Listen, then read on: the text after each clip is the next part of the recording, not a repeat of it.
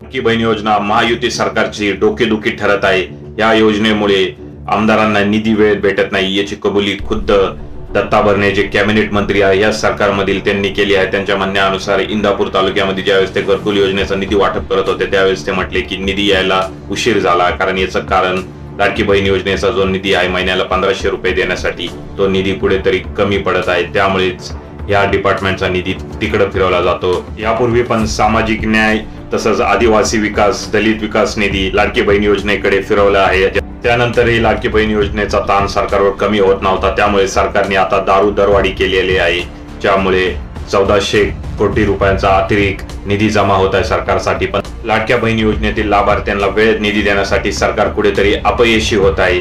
त्यामुळे सर्व स्तरातून लाडकी बहीण योजना जर तुम्हाला परवडणारच नव्हती तर निवडणुकीपूर्वी तुम्ही गाजर का दिलं आणि निवडणुकीपूर्वी तुम्ही एवढा लाडकी बहीण योजनेच्या निधीचा वाटप का केला, तर फक्त मतदानासाठी हेच यावरून साबित होत आहे। त्यामुळे सरकारला आता मी एकच म्हणेल की आता जे तुम्ही आश्वासन निवडणुकीपूर्वी दिले ते तुम्ही पुढच्या 5 वर्षे पूर्ण करा आणि लाडक्या बहिणींना वेळेत निधी द्या। जर निधी अपूर्ण पडत असेल तर तुमचा जो आमदार निधी आहे तो कुठेतरी कापा आणि आमदार निधीचा निधी लाडकी बहीण योजनेसाठी वळवा। परंतु लाडक्या बहिणीला जे आश्वासन दिले निवडणुकीपूर्वी ते 5 वर्षे तुम्ही पाळलंच पाहिजे, कितीही अडचणी येऊ। काय वाटतं याबद्दल तुम्हाला कमेंट करा।